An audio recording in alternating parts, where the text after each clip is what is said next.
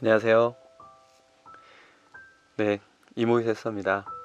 오늘은 특별한 프로그램 하나를 소개시켜 드리려고 이렇게 자리를 마련했습니다. 보통 프로그램을 시작할 때 설명을 드리지 않잖아요. 하지만 오늘은 좀 특별한 프로그램이라 설명을 드리도록 하겠습니다. 오늘 그 프로그램을 소개하기 앞서서 이 프로그램을 설명할 수 있는 그 퀴즈를 하나 내려고 합니다. 첫 번째, 코페르니쿠스의 지동설. 두 번째, 아르키메데스의 유레카.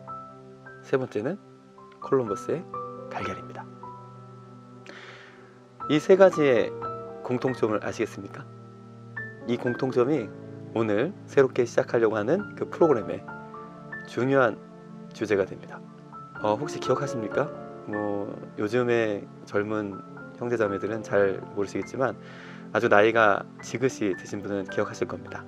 TV가 생기기 전, 저희 어머니 말로는 예전에 저희 어머니가 흑백 텔레비전이 하나 있었는데 그 텔레비전을 보려고 많은 분들이 어머니 집에 모여서 그 TV를 봤다고 저한테 이야기하신 적이 있었습니다만, TV가 생기기 전에 우리가 유일하게 접할 수 있었던 건 아마도 라디오나 신문이었겠죠. 라디오는 단순히 들을 수밖에 없습니다. 그런데 TV가 생기고 나서 놀라운 일이 벌어졌습니다. 무엇이 생겼느냐? 보이는 라디오가 생겼어요. 라디오를 진행하는 진행자의 얼굴을 볼 수 있는 세상이 되었습니다. 그걸 우리는 보이는 라디오라고 하죠. 그래서 생각해봤습니다. 보이는 라디오? 그렇다면 코페르니쿠스의 지동설, 아르키메데스의 유레카, 콜럼버스의 달걀 같은 역발상을 이용해서 안 보이는 TV는 어떨까 생각해봤어요. 안 보이는 TV 어떻게 생각하게 됐냐고요? 유튜브 보면서요, 댓글을 열심히 달고 있습니다. 그 어느 댓글 보니까 방송을 보다가 이렇게 설거지를 하고 있었는데 설거지를 다 하고 봤더니 방송이 끝났다 이렇게 얘기하셔서 그렇다면 설거지를 하면서 무엇인가 들을 수 있는 방송이면 어떨까? 혹은 운전을 하면서 전방을 주시하며 무엇인가 들을 수 있는 프로그램이 어떨까? 고민하다 생각했죠. 안 보이는 TV를 하면 되겠구나. 소리만 나오는 TV. 자, 그래서 저희는 안 보이는 TV를 준비했습니다. 이 안 보이는 TV는요, 저희 창설신부님의 연가와 강론편을 위주로 그 좋은 목소리로 연가를 듣고 강론을 들은 다음 수아님 한 분께서 그걸 현대적인 의미로 해석해 주시는 좋은 영성 프로그램이 될 것 같습니다. 세상은 세 가지로 구성되어 있다고 합니다. 지식을 관장하는 지성과 마음을 관장하는 감성, 그리고 초월된 진실을 다루는 영성이 그것입니다. 이 세 가지가 잘 이렇게 조화를 이뤄야지만 세상을 풍요롭게 볼 수 있다고 해요. 그런데 지성과 감성은 우리가 쉽게 접할 수 있지만 영성은 어디서 접할까요? 우리는 그것을 고민했고요. 그 다음에 그것을 어떻게 전달할까 하다가 안 보이는 TV를 생각해냈습니다. 그러면 이제부터 매주 월요일 BJBS를 통해서 한국 순교 복자 성지수의 창설자 모아 방유령 안드레아 신부님의 영성을 듣도록 할 겁니다. 그래서요, 그냥 유튜브 켜놓으시고 볼일 보시면 되겠습니다. 그러면 이제부터 안 보이는 TV 시작할 건데요, 기쁜 마음으로 함께 해주시면 고맙겠습니다. 제가 진행하냐고요? 아닙니다. 다른 분이 진행하실 거고요. 저는 그러면 내일 안 보이는 TV로 만나도록 하겠습니다. 내일 1화니까요 많은 기대해 주시고 잘 들어주시면 감사하겠습니다. 그러면 월요일날 뵐게요.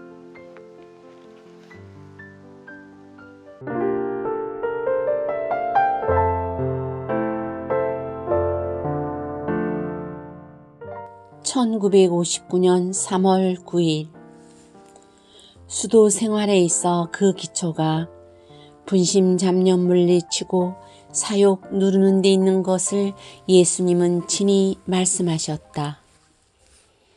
너 만일 완전한 자 되고자 하거든 가서 가진 것을 팔아 빈궁한 자에게 주라. 너 하늘에서 보배를 얻으리니 그때는 와서 나를 따르라. 누가 나를 따르되 만일 그 부친과 모친, 아내와 자녀, 형제와 자매, 또한 자기 생명까지라도 미워하지 않으면 능히 나의 제자 되지 못할 것이요 또 자기 십자가를 지지 아니하고 나를 따르지 아니하는 자는 나의 제자가 되지 못하리라. 상기 말씀은 분심을 없애기 위하여 그 원인이 되는 혈육과 재물을 다 버리고 죄벌의 근원이 되는 사욕을 십자가를 짐으로써 누르고 따라오라고 하신 것이다. 혈육과 재물을 끊지 않고 십자가를 지지 않으면서 수도 생활하는 사람은 불 붙은 데 기름을 부으면서 불을 끄고자 하는 것과 같다. 기름을 부으니 꺼질 수가 있겠는가? 혈육과 재물에 대한 욕심이 불의 기름과 같은 것이다. 그러므로 끊어야 할 것이다. 육친에 대한 애정, 물질에 대한 욕심, 이것이 분심 잡념이요 영혼의 구름이므로 빛을 도무지 못 보게 된다. 빛을 못 보면 우리는 캄캄한 속에 헤매이며 원망, 불만, 불평으로 지내게 되는 것이다. 분심 잡념을 물리치고 사욕 누르는 것이 우리의 일생 사업이요 우리 주 예수께서 명하신 것이고 당신이 친히 실행으로 가르쳐 주신 것이다. 기도하시는데 분심잡념이 많으시죠? 저도 그렇습니다. 기도할 때 참 많은 분심이 공격해 들어옵니다. 창설신부님께서는 많은 분심을 없애려면 그 원인, 즉 가족과 재물을 다 버리고 사욕도 버려야 한다고 말씀하십니다. 혈육과 재물이 있으면 분심이 끊이지 않는다는 것이죠. 혈육을 끊어야 한다는 말씀을 들으니 하느님께 나아가는 길에 있어서 조금도 주저없이 순교하셨던 최영업 신부님의 아버지 성 최경환 프란치스코와 어린 젖먹이 때문에 잠시 배교했다가 다시 찾아와 순교를 청했던 최영업 신부님의 어머니 복자 이성리의 마리아가 떠오릅니다. 포졸들이 쉬는 동안 최경환 성인은 마을을 돌아다니면서 주민들에게 말했습니다. 이 박해는 전국적이며 조정의 의도가 교회를 완전히 뿌리 뽑으려는 것으로 보입니다. 새벽에 우리 같이 포졸들과 함께 갑시다. 가서 우리의 신앙을 증언하고 순교자가 됩시다.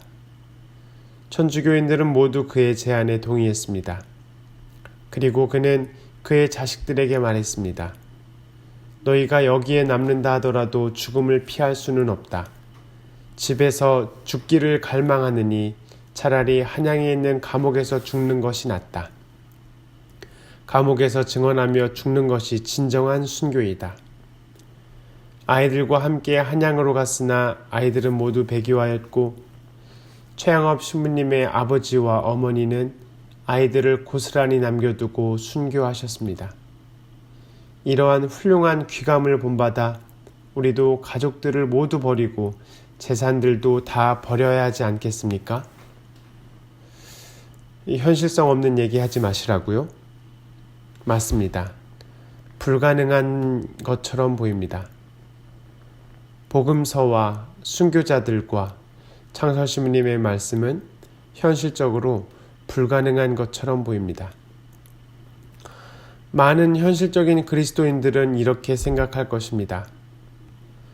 성 최경환 프란치스코와 복자 이성리의 마리아는 성인, 복자이시고 대단한 분들이시니까 가능한 거고 지금은 그렇게까지 하지 않아도 된다고 생각할 것입니다.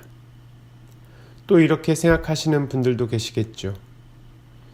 혈육과 재물을 끊는 것은 수도자들의 이야기지 나의 이야기는 아니야. 난 수도자가 아니니까.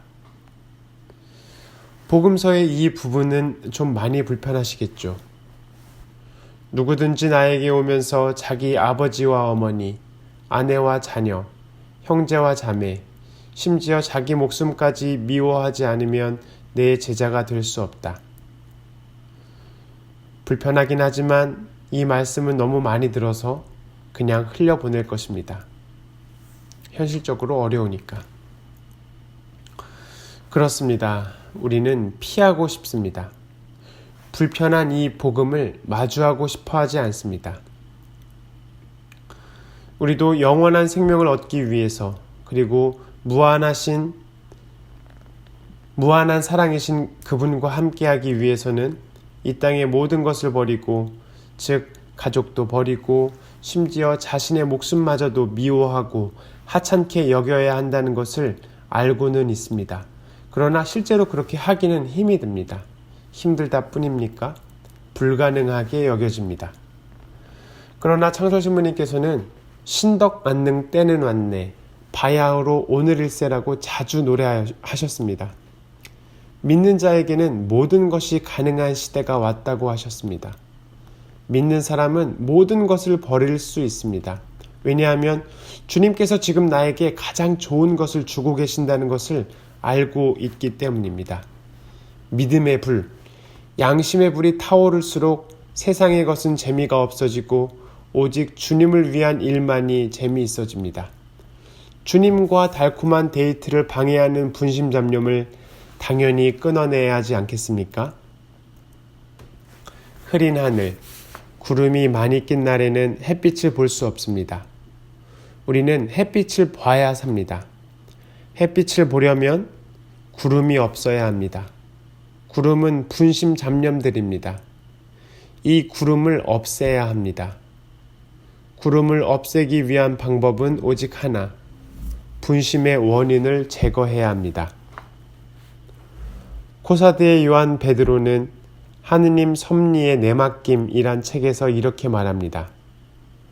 만일 우리가 풍성한 축복을 누리고자 한다면 해야 할 단 한 가지 일이 있습니다. 그것은 피조물에 대한 모든 욕망을 끊어버림으로써 우리의 마음을 깨끗이 하고 하느님께 온전히 우리 자신을 내맡겨 드리는 것입니다. 이렇게 함으로써 우리는 우리가 바라는 모든 것을 얻게 될 것입니다. 우리는 모든 것을 버려야 합니다. 모든 것을 버리면 모든 것을 얻게 됩니다. 이것이 복음, 기쁜 소식입니다. 이 말씀을 수많은 성인들이 뒤따랐습니다. 세상은 예수님을 십자가에 못 박았습니다. 여러분, 세상의 친구가 되려 하지 마십시오. 세상의 좋은 것들에 한눈을 파는 것을 주님은 슬퍼하십니다. 창설신부님의 말씀으로 마치도록 하겠습니다. 분심잡념을 물리치고 사육 누리는 것이 우리의 일생 사업이요, 우리 주 예수께서 명하신 것이고 당신이 친히 실행으로 가르쳐 주신 것이다.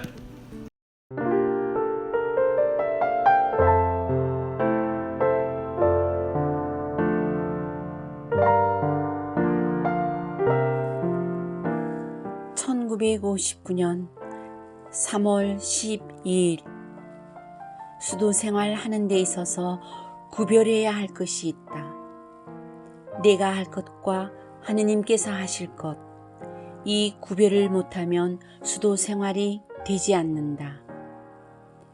내가 할 것인지 하느님께서 할 것인지 모르고 혼돈하면 분심, 원망, 불평만 생길 것이다. 이것의 구별을 잘 해야 한다. 하느님께서 하실 것을 내가 하는 것 같이, 내가 해야 될 것을 하느님께서 해야 될 것 같이 생각하면 바뀌는 것이고 또 바로 하는 것이 아니므로 불만으로 돌아가 수도 생활과는 멀어지는 것이다. 그럼 이 구별, 내가 할 것은 무엇인가? 전에도 말한 바와 같이 협조, 이것만이 우리가 할 일이다. 내 지금 환경에서, 이 장소에서 내가 할 수 있는 범위 내에서 내 능력대로 어떠한 일이든지 어떠한 모양으로든지 하느님을 위하여 나쁜 생각, 나쁜 마음을 물리치며 지내는 것이 곧 협조이다. 큰일을 말하는 것은 아니다. 말 한마디, 건불 하나 짚는 것, 돌 하나 치우는 것, 한 번 웃는 것, 노는 것 등이다. 이런 적은 협조만 하면 그 외에 내게 필요한 것, 적당한 것은 하느님께서 주신다. 현재 안 주시는 것 같아도 어떻게 해서든지 어느 모양으로든지 어느 때든지 협조에 대하여 답해 주시는 것을 하느님께서는 큰 즐거움으로 기쁨으로 당신 일로 아심으로 다만 협조만 우리의 할 일이다. 협조만 하자. 그 외의 것은 다 하느님이 하실 일이다. 더 좋게 더 아름답게 하신다. 우리의 할 일은 협조뿐이다.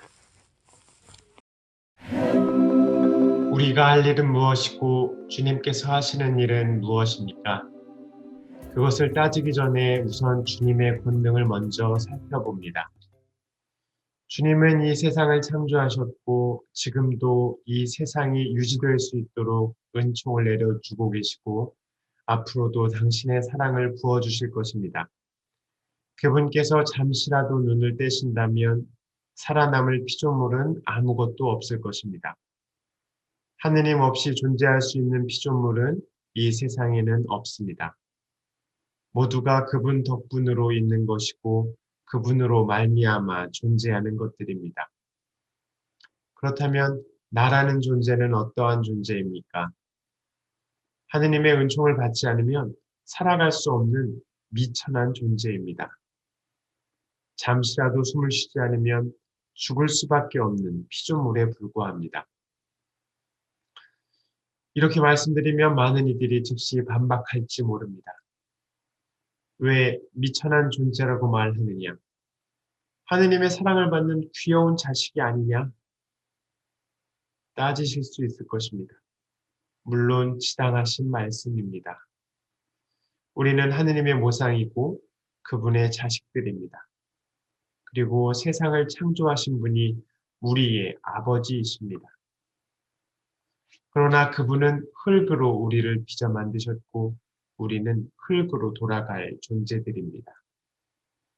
우리는 하느님의 사랑을 받는 그분 눈에 넣어도 아프지 않은 귀여운 자식들입니다.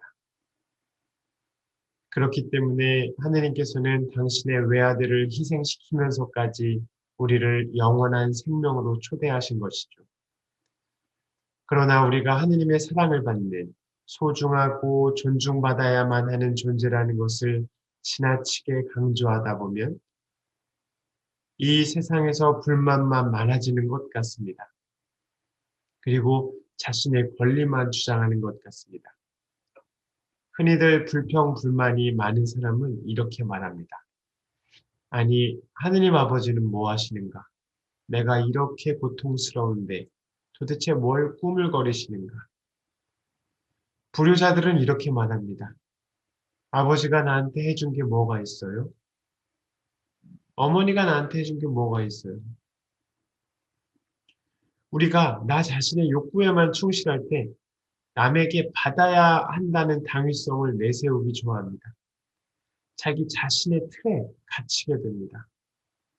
하느님은 나에게 좋은 것을 주셔야만 하고 부모님은 나에게 좋은 것을 해주셔야만 한다는 자신의 생각의 틀에 갇혀 있는 것입니다. 하느님의 사랑받는 자식임을 강조하는 사람은 하느님께서 자신에게 해 주어야만 하는 것을 바라보고 자신이 무엇을 해드려야 하는지는 별로 신경 쓰지 않습니다. 그런 사람들은 이웃들에게 무엇을 해줄까 고민하기보다 이웃들로부터 무엇을 받아야 하는가를 생각합니다. 저도 그랬습니다. 하느님께 받으려고만 했습니다. 하느님을 끌고 가려고만 했습니다. 주님을 끌고 가고자 했으나 주님께서는 제게 정신 차리라고 종양을 2개나 주셨습니다. 그리고 깨달은 것은 주님이 하셔야 할 것과 제가 해야 할 것을 알아보기 시작하였습니다. 내가 해야 할 것은 지금 현재라는 시점에서 여기 이 장소에서 내 능력대로 하는 것뿐입니다. 주님께서 하시는 일은 나머지 모두입니다. 나머지 모두는 주님께서 하시고 우리는 그저 지금 여기서 협조만 하면 되는 것입니다. 그런데 우리가 이것을 잘 모르기 때문에 자꾸만 불평하고 싸우려 하고 화를 내고 질투하는 것이겠죠. 이제 알았으니 지금 현재 여기에서 우리가 할 수 있는 일을 하면 됩니다. 나머지는 주님께서 다 해주십니다. 지금 현재 여기에서 우리가 할 수 없는 일에 열을 내며 화내지 맙시다. 내 지금 환경에서 이 장소에서 내가 할 수 있는 범위 내에서 내 능력대로 어떠한 일이든지 어떠한 모양으로든지 하느님을 위하여 나쁜 생각, 나쁜 마음 물리치며 지내는 것이 곧 협조다.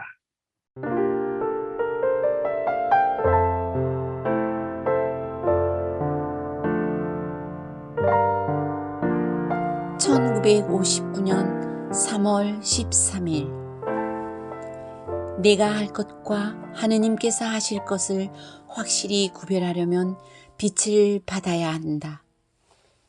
빛이 없으면 캄캄해서 무엇이든지 구별할 수 없는 것과 같다. 빛 중에도 무한한 빛이라야 구별할 수 있다. 세상의 유한한 빛, 물질계의 빛은 무한한 빛 앞에서는 캄캄한 암흑이다. 세상의 빛이라고 하는 금, 은, 보석은 진구덩이요. 세속 사랑은 얼음장과 같은 것이다.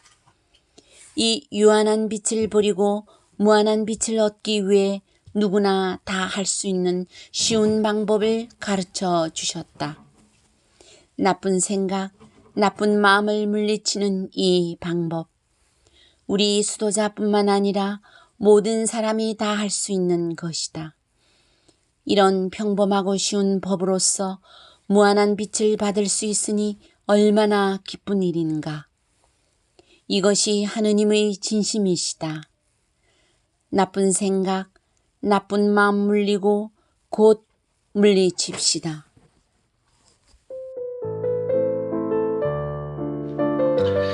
창조주님의 말씀이었는데요. 무한한 빛을 얻으려면 나쁜 생각, 나쁜 마음을 물리치기만 하면 됩니다. 너무나 평범하고 쉬운 방법입니다. 이 방법으로 유한한 빛을 버리고 무한한 빛을 소유하게 됩니다. 그러면 내가 할 것과 하느님께서 하실 것을 확실히 구분할 수 있게 됩니다. 이렇게 말씀드리면 의아하게 생각하실 분들이 많이 있을 텐데요. 나는 나쁜 생각, 나쁜 마음이 그렇게 많지 않은데요? 라고 말이죠. 그렇습니다. 저도 그랬습니다. 나쁜 생각이 별로 없다고 믿어왔습니다. 저는 나름대로 열심히 사는 괜찮은 사람이라고 스스로 위안하고 살아왔습니다. 그다지 나쁜 생각과 나쁜 마음을 품고 살아오지 않았다고 자위했었죠. 그러나 교회는 우리 안에 이미 들어있는 죄의 근원과 철저하게 싸워야 한다고 강조해 왔습니다. 나중에 살펴보시겠지만 우리 안에 7죄종, 악한 생각이 이미 자리 잡고 있습니다. 그것은 아담과 하와의 원죄 탓입니다. 그 원죄로 말미암아 우리는 죄로 기울어지기 쉬운 경향을 지니고 있습니다. 문제는 우리가 이런 경향성을 잘 인지하지 못한다는 것입니다. 악한 생각이 우리를 끊임없이 유혹하고 있으나 우리는 그것을 악한 것이라고 느끼지 못할 때가 많습니다. 그러나 하느님이 보호하사 우리가 그 악한 생각들을 감지하기 시작한다면 그 생각들에 동의하지 않을 수 있습니다. 나쁜 생각, 나쁜 마음이 마음 깊은 곳에서 일어날 때 그것을 거절하지 않고 동의하지 않음으로써 영원한 빛, 무한한 빛이 우리 마음속에 새겨지기 시작하는 것이죠. 빛이 있어야 사물을 구별할 수 있습니다. 이와 마찬가지로 빛이 있어야 선과 악을 구별할 수 있습니다. 이 빛은 무한한 빛입니다. 창서신부님께서는 세상의 빛이라고 하는 금, 은, 보석은 진구덩이요, 세속 사랑은 얼음장과 같은 것이다 라고 말씀하십니다. 세속적인 것을 끊어야 무한한 빛을 얻을 수 있는 거죠.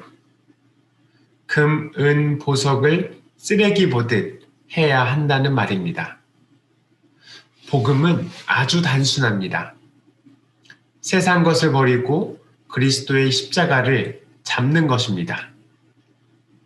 알아들을 귀가 있는 이들은 알아들을 것입니다. 마지막으로 창조신문의 말씀으로 끝내겠습니다. 나쁜 생각, 나쁜 마음을 물리치는 이 방법, 우리 수도자뿐 아니라 모든 사람이 다 할 수 있는 것이다. 이런 평범하고 쉬운 법으로서 무한한 빛을 받을 수 있으니 얼마나 기쁜 일인가. 이것이 하느님의 진심이시다. 나쁜 생각, 나쁜 마음 물리고 곧 물리칩시다.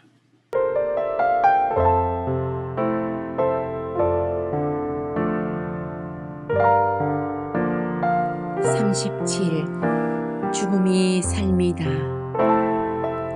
죽음이 삶이기에 임은 죽으시고 살으시고 삶으로 죽음을 죽이시고 억조 창생을 살리셨으니 임의 사랑은 죽어야 살고 날마다 죽으면서 날마다 잘 사는도다.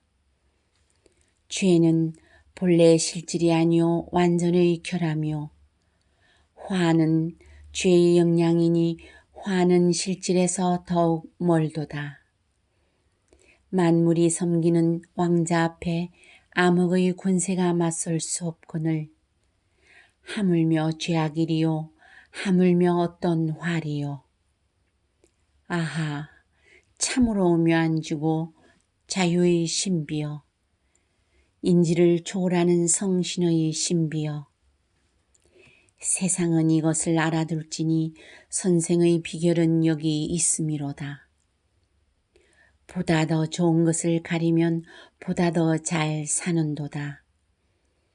보다 더 좋은 것을 가리면 선에서 지선으로 가게 마련이라. 선행에서 덕이 말하고 만선에는 만덕이 유발하는도다. 덕은 복을 부르고 덕문에는 복이 드는도다. 덕과 복은 일체이니 만덕에는 만복이로다. 모든 천성 기능 중에 의지가 최고로다. 자연계에서 최고 의지는 그 휘장이 자유로다. 의지는 자유니 절대 불가결이로다. 하늘에서도 존대하시어 천신들이 우대하시네. 발끝 하나 다치지 않게 떠받치시어 좌편에서 1000명이 쓰러지고 우편에서 10,000명이 쓰러져도 털끝 하나 끄떡 없어 아무하도 침범할 수 없다네. 화를 당한다 소니 전하의 복이라네. 굶주림이 배부름이요 괴로움이 즐거움이요 죄는 실질이 아니요 완전의 결함이요 고통은 죄의 영향이니 실질에서 더욱 멀도다. 만유가 봉사하는 영광 앞에 암흑의 죄악이 근접할 수 없거늘 불가침의 신성 앞에 하물며 고통이리요. 아 참으로 신기한지고 자유의 신비여 세상의 인식을 초월하는 신비여 알고도 모르겠나이다. 알고도 모를 것을 듣고의 알리요. 오늘 있다가 내일 없을 세상이여 스스로 속지 말진저. 실명에 빛이 없다 하여 빛이 없을 소냐. 침묵이 발견하고 대월이 누리는 것을 사욕 그늘에 잠든 허황새가 어이 알 수 있으리요. 세속은 비현실적이라 하되 관상은 누리는도다. 사욕의 현실은 공상이라도 면영의 현실은 느끼느니라. 서유신부님의 영가 말씀인데요. 죽음이 삶이다. 제목 자체가 역설입니다. 여기서 의미하는 바는 그리스도의 죽음이 우리 모두에게 삶을 전해주고 있다는 말씀을 하시는 거겠죠. 우리의 주님께서는 죽음이 삶이기에 임은 죽으시고 살으시고 죽음이 삶이라는 것을 진작 알고 계셨죠. 그런 고로 삶으로 죽음을 죽이시고 억조 창생을 살리셨습니다. 그리스도의 죽음으로 온 세상 모든 피조물들이 살아났습니다. 창설신부님께서는 글을 재미있게 쓰고 싶어 하시는 듯합니다. 임의 사랑은 죽어야 살고 날마다 죽으면서 날마다 잘 사는도다. 죽는 것이 사는 것이고 날마다 더 잘 살게 됩니다. 죽으려고 하면서 더 잘 살게 됩니다. 창설신부님께서는 저도 이기는 비결을 말씀하셨죠. 저도 이기게 되는 비결과 죽어도 사는 비결은 같은 맥락이라고 볼 수 있겠습니다. 죄는 본래 실질이 아니요 완전의 결함이요 화는 죄의 영향이니 화는 실질에서 더욱 멀도다. 제 생각에는 아우구스티누스 성인의 말씀인데요. 죄라는 것은 주님께서 원래 창조하신 것이 아니고 하느님의 완전한 창조물인 인간의 결함이 죄를 낳았다고 보는 것이죠. 그래서 죄는 실질적으로 존재하는 것이 아니라 완전의 결함으로 인한 것입니다. 그렇기 때문에 죄가 낳은 화는 더더욱 실질적인 것이 아니라는 것이죠. 예수 그리스도 앞에서 암흑의 권세는 이미 죽었습니다. 실질적으로 존재하는 것이 아니지요. 죄악도 어떠한 화도 만물이 섬기는 왕자, 우리 주 예수님 앞에서는 꼼짝도 못하는 것입니다. 그리고 나서 창설신부님은 자유의 찬가를 노래합니다. 자유의 신비를 노래하고 성령의 신비를 이어서 노래하십니다. 너무나 오묘한 자유와 우리의 인지를 초월하는 성령의 신비. 인간이 죄를 지을 수 있다는 것을 알면서도 하느님께서는 우리에게 자유를 주셨습니다. 이 얼마나 오묘한 일입니까? 자유는 신비입니다. 70억의 자유가 이 세상에 존재합니다. 또한 성령께서는 인간의 지혜를 뛰어넘어서 각 사람에게 당신의 가장 좋은 선물을 주고자 하십니다. 가장 좋은 선물은 바로 성령 그 자체이시지요. 그러나 세상은 성령을 알아보지 못하고 자신의 방종으로 흐르는 경우가 더 많은 것 같습니다. 자유란 내가 무엇을 마음대로 할 수 있는 것이 아니고 날마다 더 좋은 것을 가리고 찾아가는 여정입니다. 그래서 자유는 더 잘 살게 해줍니다. 좋은 것은 더 쌓이고 나쁜 것은 가려서 치우는 것이지요. 그래서 우리는 날마다 더 잘 살게 됩니다. 그것이 자유입니다. 그러나 세상은 이 자유의 의미를 못 알아듣습니다. 보다 더 좋은 것을 가리면 선에서 지선으로 가게 마련이라. 우리가 선으로 들어서면 그 선은 계속해서 좋은 것을 찾게 될 것이고, 그러면 결국 지극한 선으로 가게 됩니다. 행복의 길을 찾기만 하면 지극한 행복을 찾게 될 것입니다. 창조신부님은 이렇게 말씀하십니다. 자연계에서 최고 의지는 그 휘장이 자유로다. 자유를 알아야 합니다. 자유의 의미, 자유의 신비를 모르고서는 하느님을 알지 못합니다. 하느님께서 인간에게 왜 자유를 선사하셨는가? 얼마 전 저는 초등학교 4, 5학년 정도 되는 여학생들이 만든 케이크를 먹은 적이 있었습니다. 맛있게 생긴 케이크였는데 먹어보니 맛은 없었습니다.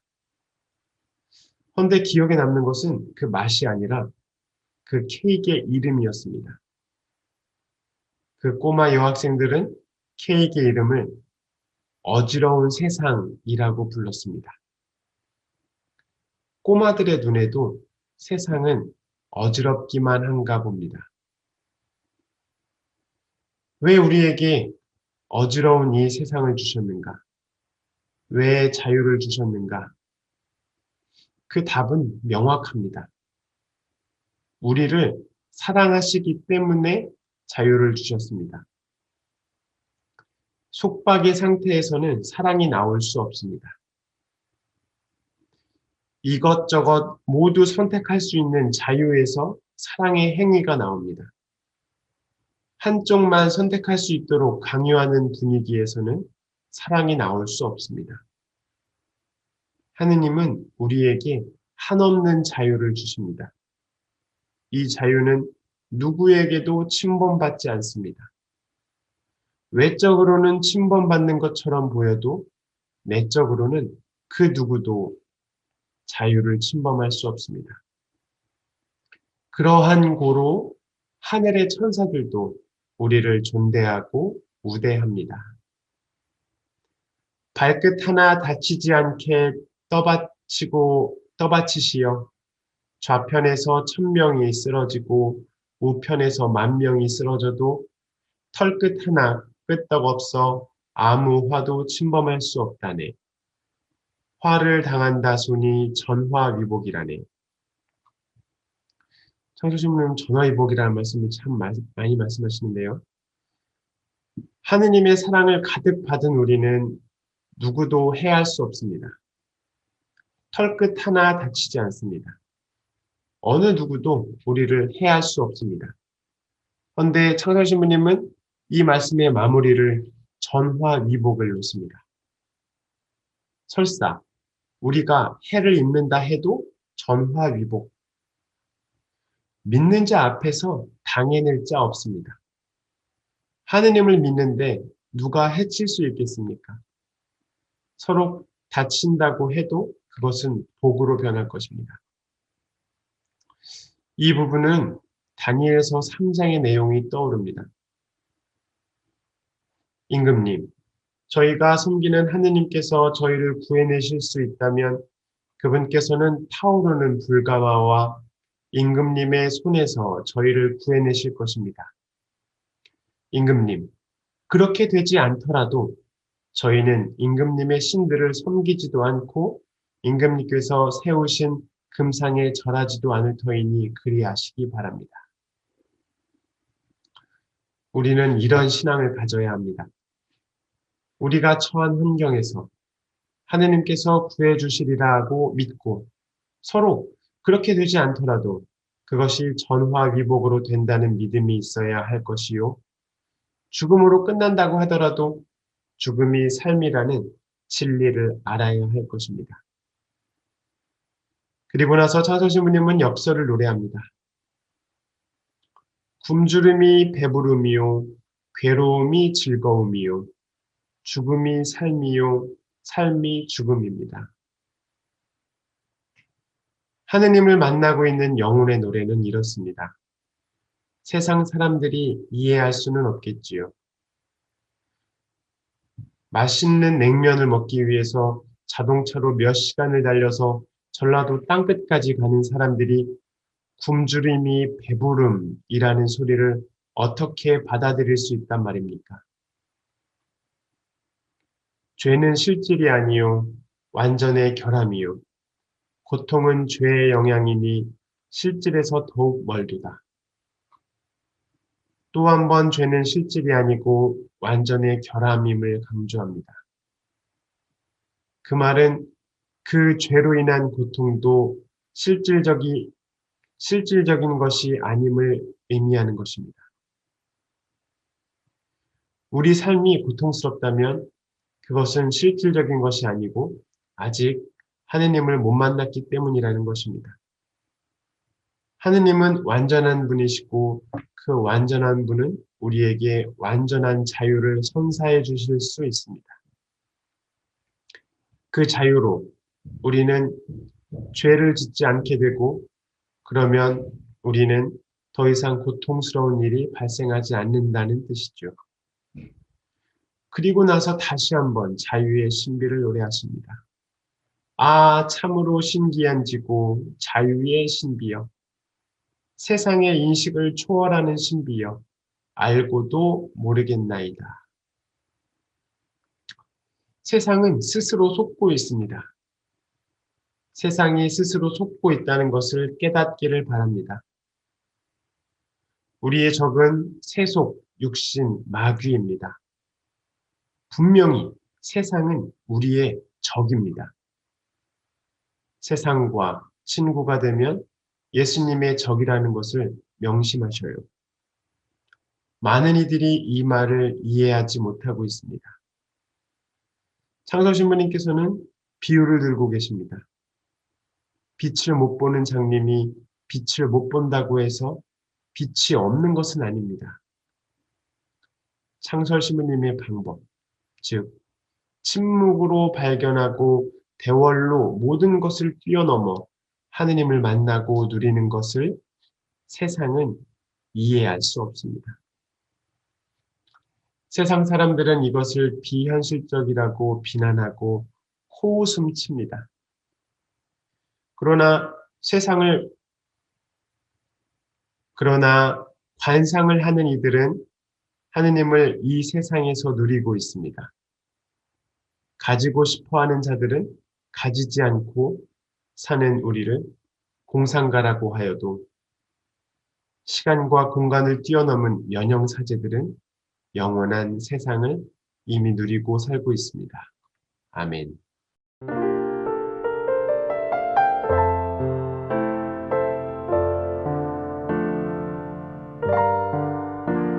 십자가 강복.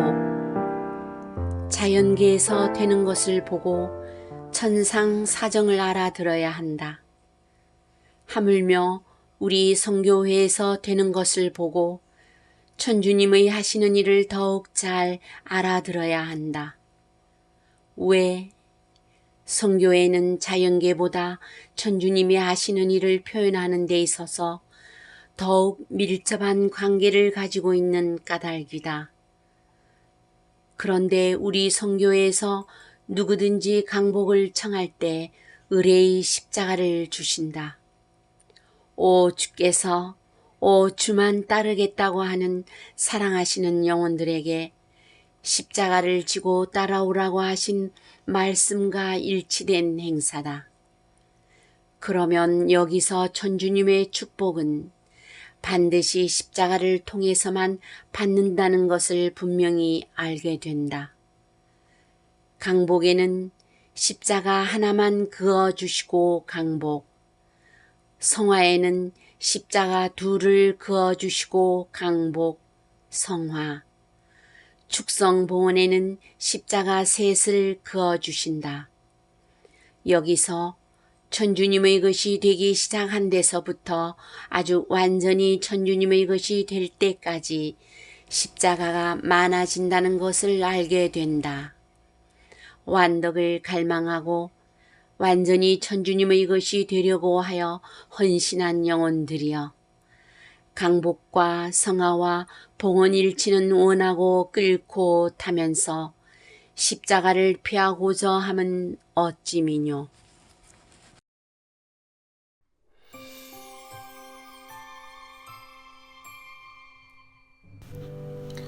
우리는 자연계의 현상을 보고서 하느님의 뜻을 알아듣습니다.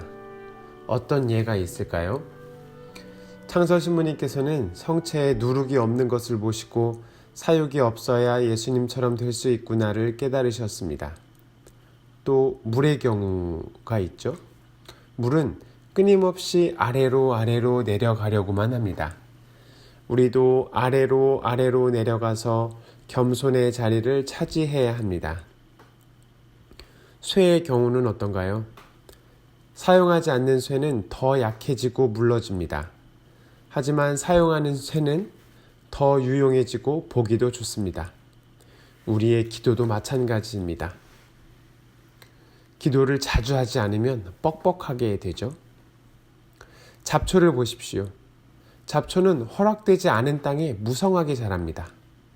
우리도 마음 안에 잡초와 같은 생각들을 많이 허락하면 영성생활을 망치게 됩니다. 이와 같이 우리는 자연계의 현상들을 보면서 하느님의 뜻을 알아듣습니다. 지금 제 앞에는 메주고리의 성모님이 계신데요.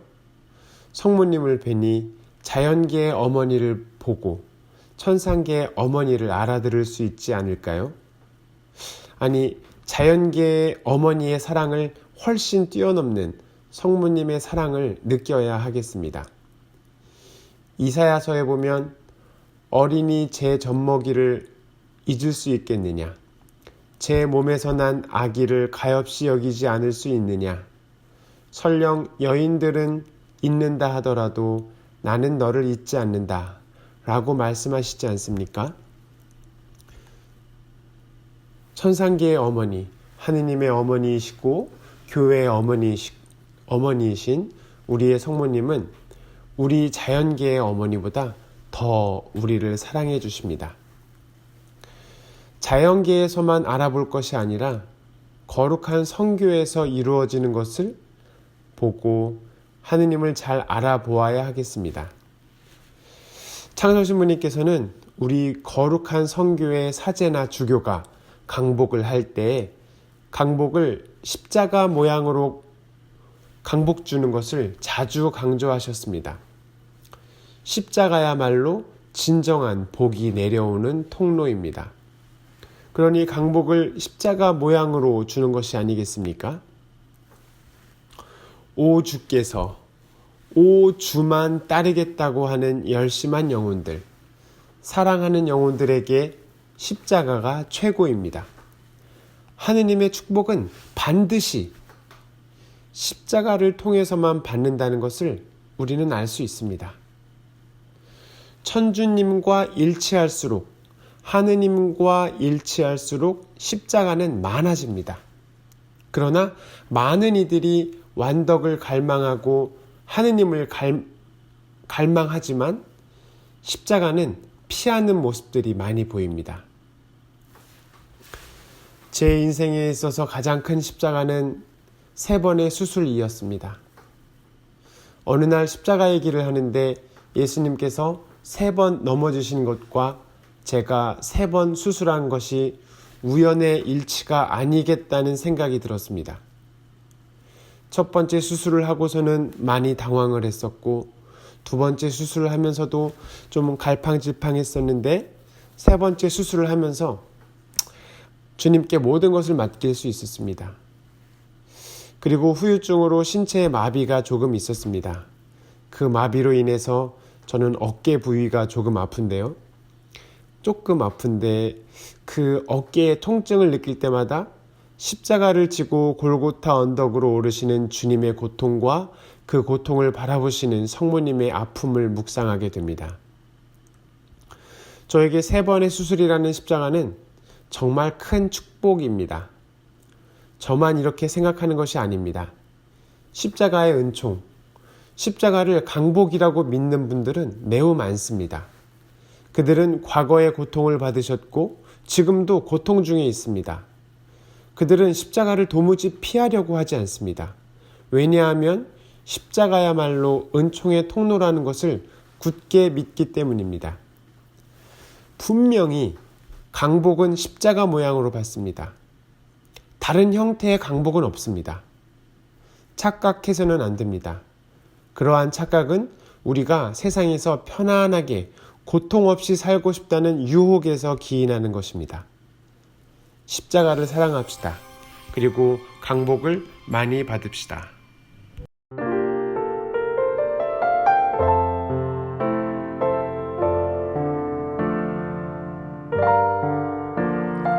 연성술. 근심, 걱정, 고통을 당할 때 얼마나 괴로운가. 그 고통의 정도는 본성이 아직 살아있으면 살아있는 것만큼 그만큼 고통을 느끼는 것이다. 본성이 완전히 죽었으면 고통은 없는 것 같다. 특별 시련으로 오는 고통은 즉 겟세마니의 오주와 같이, 골고타의 오주와 같이 천주님의 뜻대로 잘 받게 된다. 왜? 천주께서 그 고통을 보내실 때 우리를 손질하시고 거룩하게 축성하시고 생활케 하시고 강복하여 주시는 거로. 침묵대월은 영혼 생명에 있어서 정맥, 동맥의 역할을 한다. 수도자는 천주의 피로 다시 탄생한 신인이다. 연성술의 련자는 불리고 달구고 단련한다는 뜻입니다. 불리고 달구고 단련해서 거룩함을 이루는 것입니다. 창설신부님께서는 그 시작의 말씀으로 근심, 걱정, 고통을 당할 때에 얼마나 괴로운가, 그 고통의 정도는 본성이 아직 살아있으면 살아있는 것만큼 그만큼 고통을 느끼는 것이다 고 말씀하십니다. 우리가 얼마나 고통스러운가, 우리의 본성이 얼마나 살아있는가와 관련이 된다는 것이지요. 창설신부님은 이렇게도 말씀하셨습니다. 진짜 죽어야 진짜 부활한다. 십자가의 죽음 후에 부활입니다. 죽는 척한 후에는 부활한 척밖에 못한다는 것이죠. 그리스도인은 그리스도가 사신 것처럼 살아야 합니다. 그러려면 우리의 본성을 완전히 죽이고 새로운 본성, 신적인 본성을 입어야 하겠습니다. 본성이 완전히 죽었으면 고통은 없는 것 같다. 물론 본성적으로 완전히 죽어서 고통이 전혀 없는 경지에 가보지 못하였기 때문에 잘 모르겠습니다만, 시에나의 성녀 카타리나의 대화에 보면 우리가 괴로운 이유는 우리의 의지 때문이라고 합니다. 우리의 의지를 오로지 주님께 봉헌하면 괴로울 일이 없다는 것이죠. 나의 의지가 완전히 봉헌되었고 사랑이신 주님께서 우리에게 주시는 것은 모두가 완전히 허락된 것만 주신다는 믿음이 튼튼하게 자리하고 있다면 고통은 없다는 것입니다. 비록 이 세상은 타락했으나 전지전능하신 분께서 나를 안전한 길로 이끌고 계십니다. 그 믿음의 길에서 필요한 것이 연성술이겠지요. 인간적인 마음 안에서 갈등이 생깁니다. 육체적, 정신적 고통이 따릅니다. 그런 상황에서 과연 지금 이런 상황이 주님께서 허락한 것이라고 볼 수 있는가? 인간적인 분노가 끓어오르지만 주님의 다정한 목소리를 듣고 서서히 분노가 가라앉습니다. 또 다음에 비슷한 혹은 또 다른 고통이 옵니다. 그리고 또 반항을 하지요. 그리고 주님의 목소리를 듣고 평화를 찾습니다. 이것이 반복되는 것이 연성술이라 할 수 있겠습니다. 쇠가 두들겨지듯이 우리도 두들겨지면서 단련을 받습니다. 이렇게 반복되면서 우리의 의지는 점점 더 주님과 합해지고 우리의 인간적 고통은 점점 사라지게 됩니다. 거룩함만이 남게 되겠지요. 우리 삶에 특별한 시련들이 찾아옵니다. 야고보서 1장 2절에 보면 나의 형제 여러분, 갖가지 시련에 빠지게 되면 그것을 다시 없는 기쁨으로 여기십시오 하고 말씀하십니다. 시련은 우리가 피해야 할 무엇이 아니라 주님과 함께 넘어가야 할 그 무엇입니다. 그런 시련들이 올 때마다 우리는 겟세마니에서 피땀을 흘리시고 골고타에서 십자가를 지고 가시는 우리의 구세주를 떠올립니다. 자신의 모든 것을 송두리째 하느님 아버지께 내어 맡기신 예수님은 죽기까지 순명하시면서 아버지와 함께 아버지의 뜻을 따릅니다. 왜? 천주께서 그 고통을 보내실 때 우리를 손질하시고 거룩하게 축성하시고 생활케 하시고 강복하여 주시는 고로 하느님께서 우리에게 주시는 고통은 우리에게 맞춤형. 그 고통은 나 혼자만을 위해서 주님께서 손질하시고 거룩하게 축성하시고 우리가 살 수 있도록 강복까지 해서 주시는 것이라는 것을 믿어야 합니다. 침묵대월은 영혼 생명에 있어서 정맥, 동맥의 역할을 한다. 수도자는 천주의 피로 다시 탄생한 신인이다. 창설신부님의 정화, 즉 연성술의 핵심은 침묵대월입니다. 우리는 하느님의 피로 새로 태어난 신적인 인간입니다. 보통 인간이 아닙니다. 우리는 이미 그런 존재로 태어났다는 것을 알아야 합니다.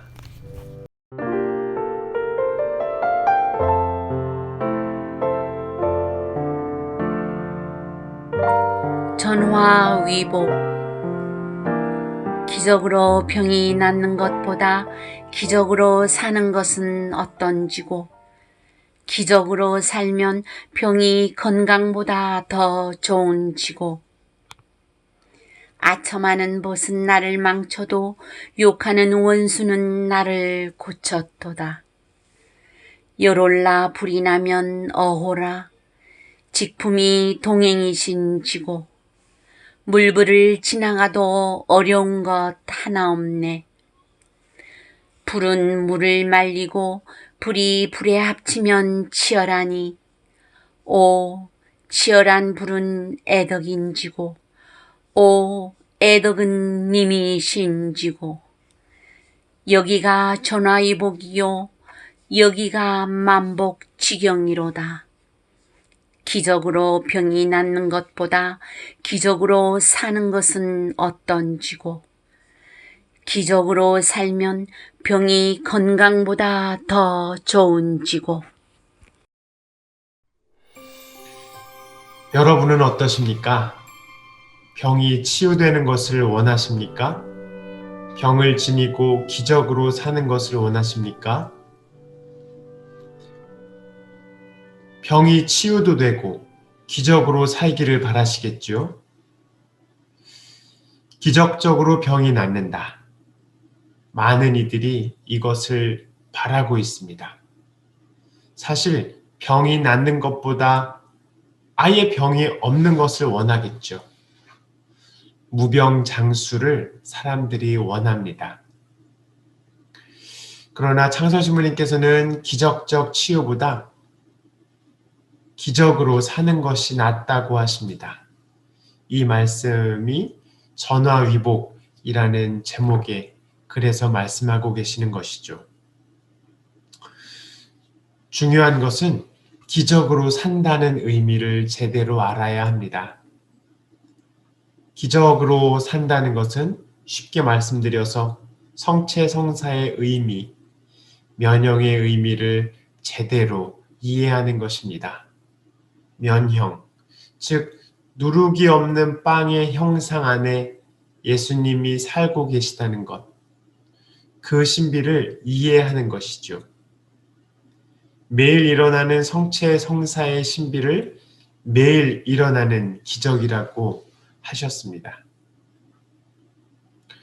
1965년 7월 15일 강론 말씀에 보면 사람이 영혼 떠나면 육신도 썩어져서 흙이 되어 없어진다.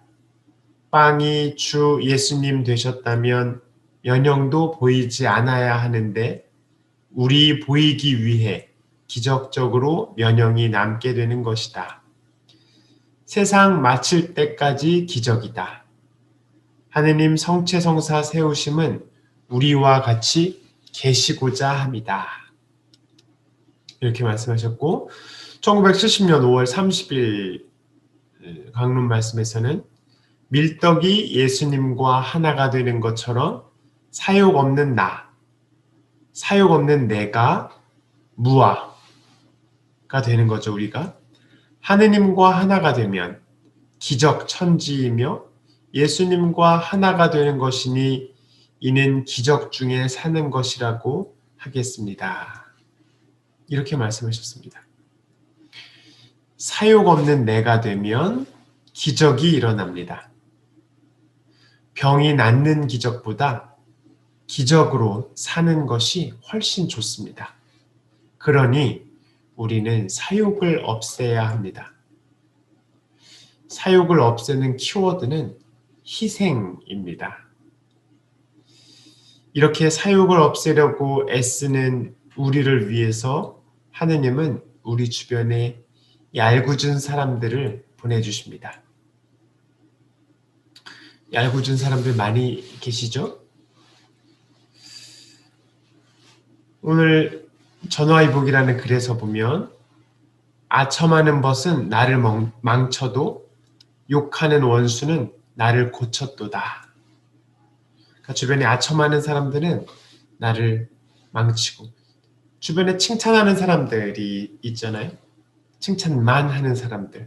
좋은 말만 해주는 사람들은 나를 망쳐도 욕하는 원수는 나를 매일 구박하고 욕하는 그 원수가 나를 고쳤도다 라고 말씀하고 계십니다. 나를 모욕하고 무시하는 원수가 나에게 열과 불이 나게 합니다. 이때 우리에게 직품이라고 말씀하시는데 제가 볼 때는 직품 천사를 말씀하시는 것 같아요. 직품 천사들이 우리와 동행하십니다. 그러니 우리는 물불을 지나가도 어려운 것 하나도 없습니다. 그러니 우리 주변에 말을 함부로 하는 사람들이 있잖아요. 말을 함부로 하고 성질을 마구 내는 사람들을 미워하지 말아야 합니다. 그들을 통해서 우리를 성화시키고자 하는 주님의 뜻을 알아들어야 합니다. 우리 안에 불이 나고 불이 나면 물을 모두 말리고 정화가 됩니다. 그러면 불과 불이 합쳐서 치열한 불꽃을 내고 이 치열한 불꽃은 사랑이 됩니다. 이 사랑이 바로 주님이십니다. 이렇듯 무시, 모욕, 천대가 우리에게 불을 내고 그 치열한 불을 지니고 어려움을 겪을 때에 천사가 우리와 동행하며 불이 사랑으로 넘어가게 됩니다.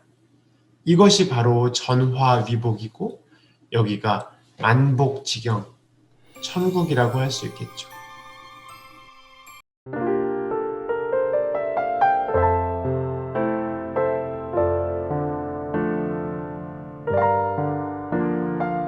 천주의 병원 병든 자유 뜯어 고치시고 생활케 하시고 축성하시고 강복해서 주시는 병원이다. 천주님 의사께 자유를 고쳐달라고 부탁하면 좋아하신다. 그러나 치료 중에 주의사항을 꼭 지켜드려야 한다. 즉, 마음대로 하지 말고 자아를 눌러야 한다고 지시하신다. 그렇게만 하면 자유병은 저절로 낫는다. 그러면 죄 안 짓고 선만 하고 더욱더욱 큰 선으로 깊이 들어간다. 그래서 큰 복을 누리게 된다.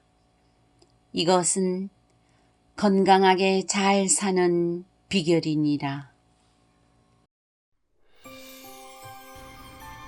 천주의 병원. 제목이 마음에 들어서 골라보았습니다. 그리고 글도 짧아서 골랐지요. 우리에게는 자유가 있습니다. 헌데 그 자유는 병이 들었습니다. 좋은 것을 선택해야 하는데 아담과 하와의 덕택으로 우리는 불량식품을 선택하는 자유를 가지게 되었습니다. 그 병든 자유를 뜯어 고치는 곳이 천주의 병원입니다. 천주의 병원은 우리를 생활케 하시고 축성하시고 강복해 주시는 병원입니다. 그 병원의 의사는 하느님, 천주님이십니다. 우리가 그 병원에 방문하는 것을 주님께서는 좋아하십니다. 왜냐하면 우리 병을 낫게 해 주시려고 당신의 외아들까지 이 세상에 보내주신 것이 아닙니까? 그러니 천주님 의사께서는 우리의 병든 자유 고쳐주시는 것에만 관심이 있으십니다.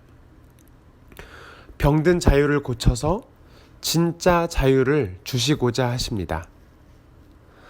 그런데 그 병원에 주의사항이 하나 있답니다. 즉, 마음대로 하지 말고 자아를 눌러야 한다.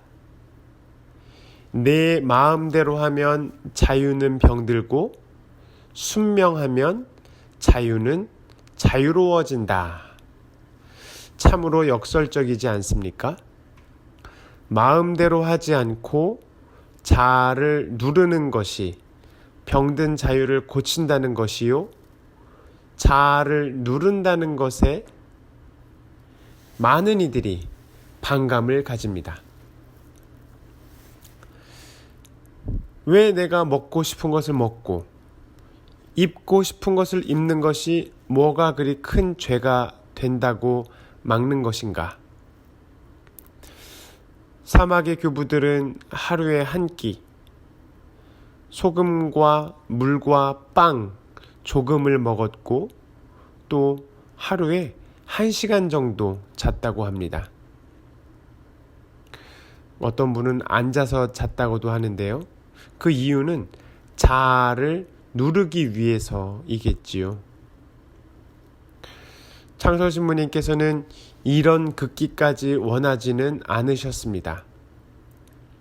다만 내가 하고 싶은 것을 누르면 된다고 말씀하십니다. 소아데레사 성녀 이후로 대단한 극기를 해야 성인이 되는 것이 아니라는 것이 밝혀졌습니다. 자아를 누른다는 것은 단식과 철야 기도만을 의미하는 것은 아닙니다.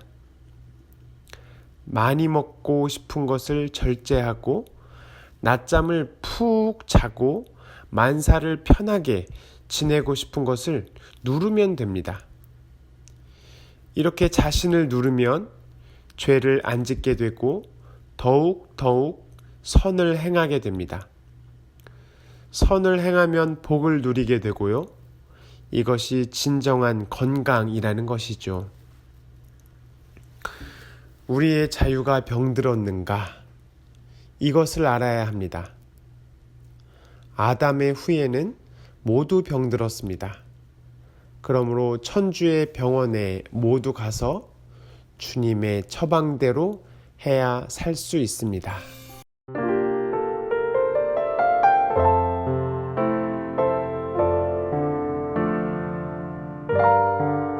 1959년 4월 29일 하느님 사업이 둘인데 첫째 육신 사업, 둘째 성화 사업이다.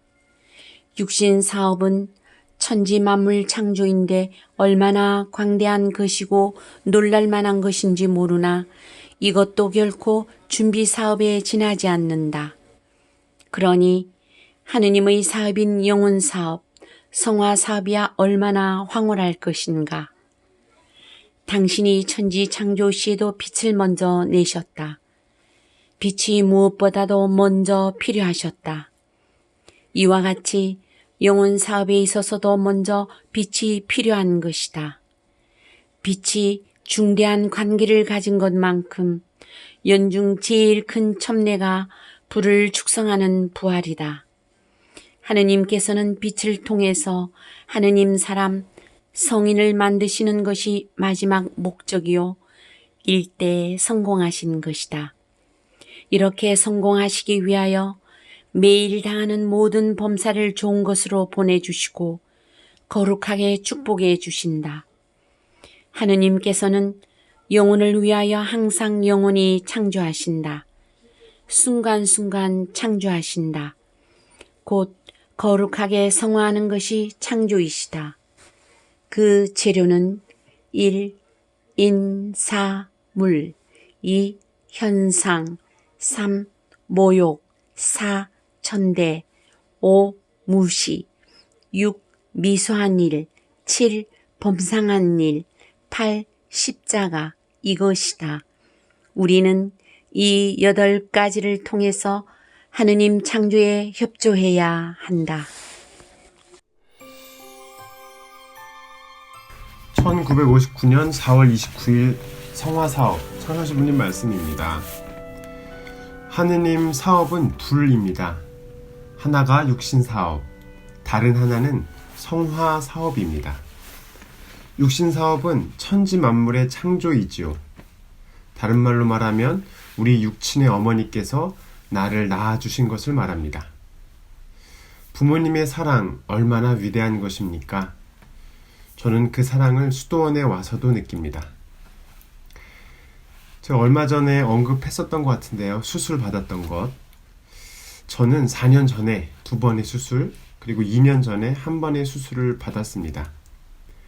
척수의 종양을 제거하는 수술이었는데요.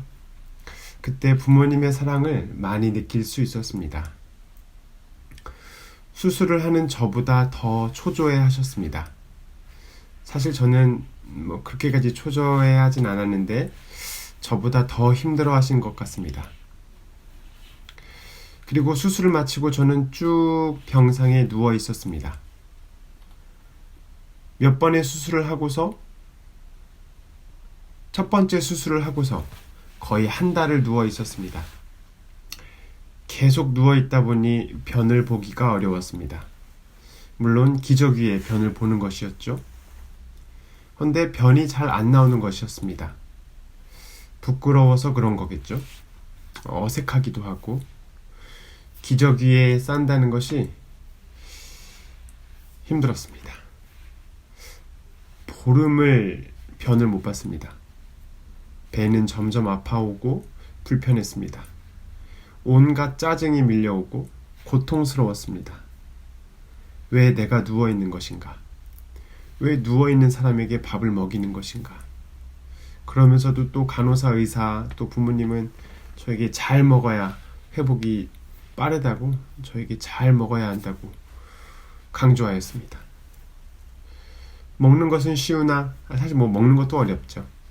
먹는 것도 어렵지만 변을 보는 것은 더 어렵고 힘들고 창피한 일이었습니다. 결국은 관장약을 먹게 되었는데 관장약을 먹어도 또 관장약을 항문에 투입해 보았으나 실패하였습니다. 여러 번 실패했습니다. 간호사의 직접적인 도움으로 변보기에 성공하였습니다. 아시는 분들은 아시겠죠? 이렇게 말하면 변보기에 성공한 저는 아버지께 제일 먼저 연락을 드렸습니다. 아버지, 저 똥 쌌어요. 그랬더니 아버지께서 아이고, 감사합니다. 아이고, 하느님 정말 감사합니다. 아버지께서 감사해 하셨습니다. 아버지가 정말로 애타게 저의 쾌변을 기다리고 계셨던 거죠. 저보다 더 기뻐하셨습니다. 이것이 부모님의 마음이 아닐까요?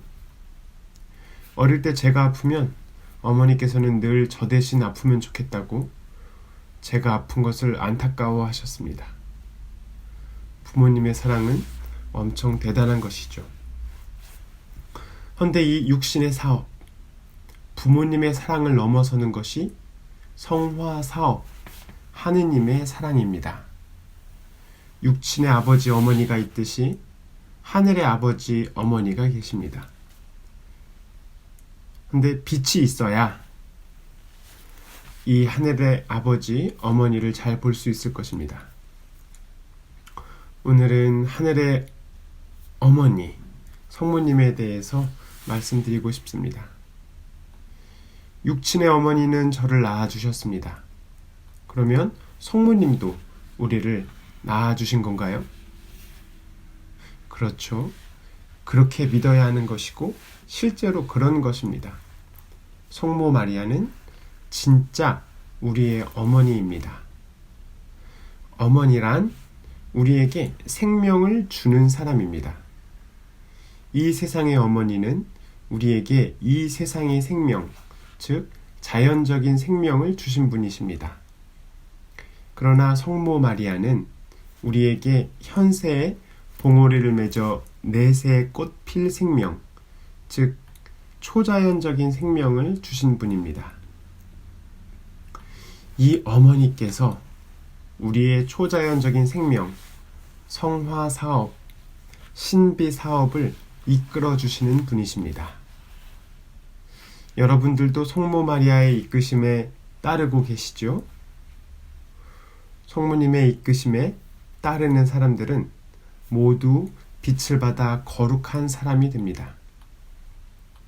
헌데 요즘은 이상하게도 많은 사람들이 거룩한 사람, 즉 성인이 된다고 하면 거부합니다.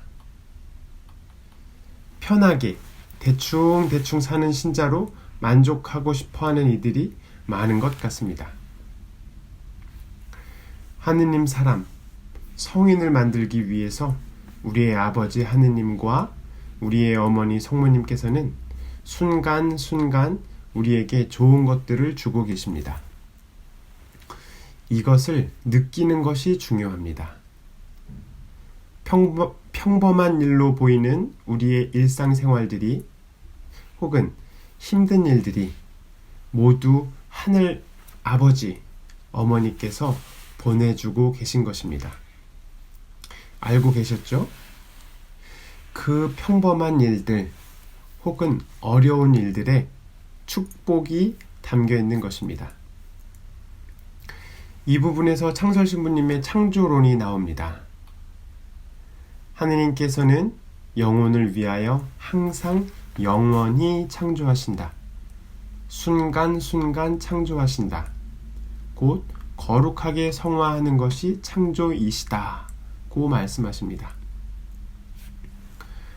하느님은 쉬지 않고 항상 영원히 창조하고 계십니다.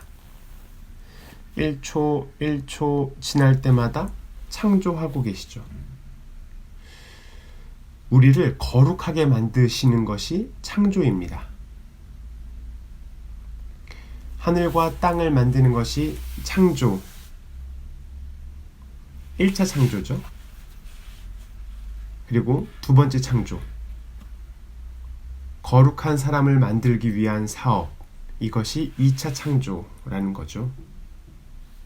그러니까 이 세상은 우리 눈에 보이는 이 세상의 1차 창조, 자연세계, 이것이 1차 창조고 육신세계입니다.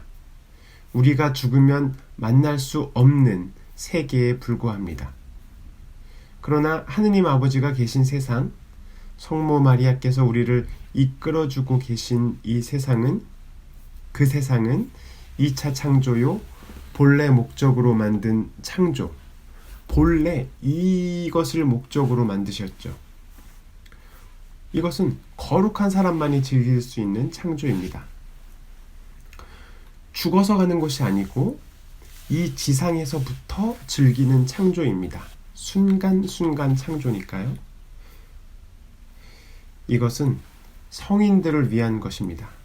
거룩한 사람들. 그분들은 이미 여기가 천국이셨죠.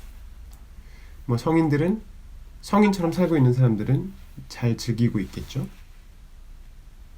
하늘의 뜻이 이 땅에 내려오도록 그분들은 그렇게 하셨죠.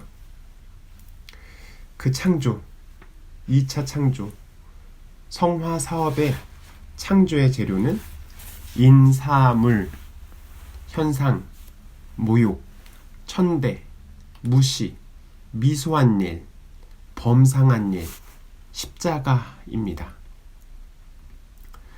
대수롭지 않은 일 정성스럽게 하고 무시천대 모욕이 주님께로부터 왔음을 명심해야 합니다. 그 십자가는 천국으로 직행하는 열쇠입니다. 그러나 멸망할 사람들은 이 사실을 알 수 없습니다. 알아도 인정하고 싶지 않습니다. 우리는 이 8가지를 통해서 하느님 창조 사업에 협조해야 합니다. 하늘의 아버지, 하늘의 어머니의 부르심을 느끼면 성화 사업에 협조하지 않을 수 없을 것입니다.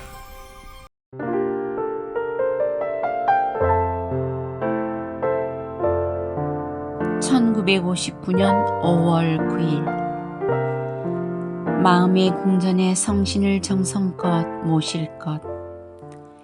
내 안에는 성신이 살아시게 하고 나의 본능대로 살지 말게 할 것.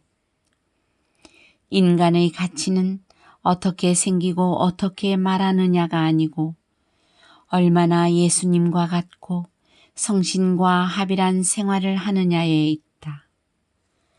죄 많은 이 세상에서 하루바삐 우리 안에 군림하사 우리를 지배하시도록 할 것이다. 우리도 강생구속의 현이 속에서 살려면 성신과 성모를 통해서 살 것이다. 이 현이를 뼈저리게 느끼지 못하고 왜 우리의 것으로 경험하지 못하는가? 이는 우리의 나쁜 본능이 죽지 않았기 때문이다. 부활, 성신 강림의 현이를 뼈저리게 느끼려면 우리는 먼저 자신의 사욕에서 죽어야 한다. 그 방법은 먼저 자기를 알아야 한다.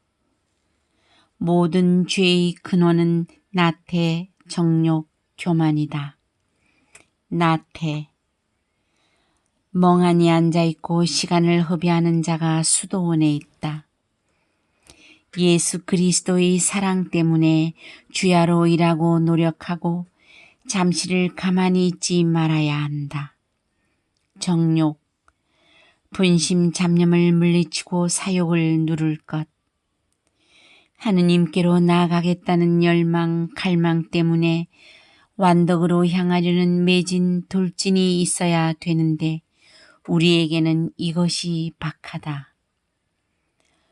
동양 사람은 정적이고 피동적이고 능동적이 못 되어서 진취하지 못한다. 성인들은 시간을 아끼고 폭포같이 쏟아지는 열성을 보인다. 샘물을 찾아 올라가려면 미끄러지면서도 자꾸 올라가야 한다.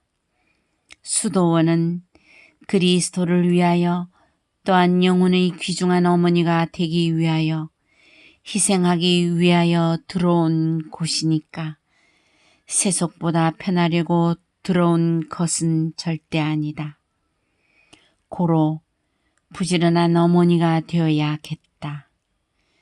마귀가 우리를 치는 방법 중에 가장 좋은 방법이 무엇이냐고 어떤 이가 마귀에게 물으니 나태를 집어넣어 주는 것이라 한다.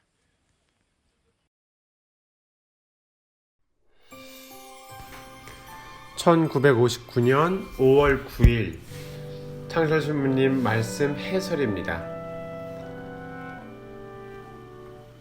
성령을 모셔야 한다는 것을 누가 모르겠습니까? 외모나 말이 중요한 것이 아니라 예수님을 닮고 성모님을 닮고 성령을 모시는 것이 중요하다는 것을 누가 모르겠습니까? 다만 잘 안 되는 것입니다. 왜 안 된다고 창설신부님께서 말씀하시지요? 그것은 우리의 사욕 때문입니다.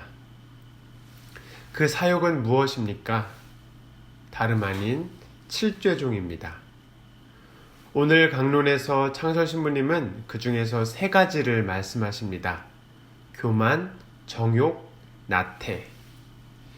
이것을 우리가 어떻게 없앨 수 있을까요? 아니, 없애려는 노력을 하기 전에 이것들이 왜 우리 안에 자리하고 있는 건가요? 강생구속의 심오한 뜻을 알아야 합니다. 앞에서 제가 말씀드렸는데요. 창조에는 2가지 창조가 있습니다. 자연세계, 육신세계의 창조와 신비세계, 영혼세계의 창조가 있죠. 예수님께서 강생하신 이유는 자연세계에서 고통과 죽음을 겪는 인간에게 영원한 생명을 주시기 위해서 오셨습니다.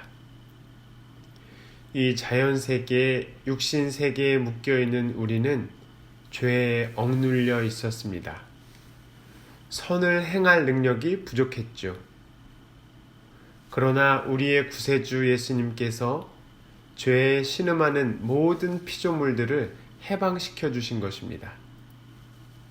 죄, 사욕, 즉 죄의 근원인 교만과 정욕과 나태는 1차 창조, 우리 육신 세계에 해당되는 거죠. 그리고 신비 세계, 2차 창조로 넘어가기 위해서는 예수님을 믿고 교만과 정욕과 나태를 버려야 하는 것입니다. 뿌리까지 뽑아야 하는 것입니다.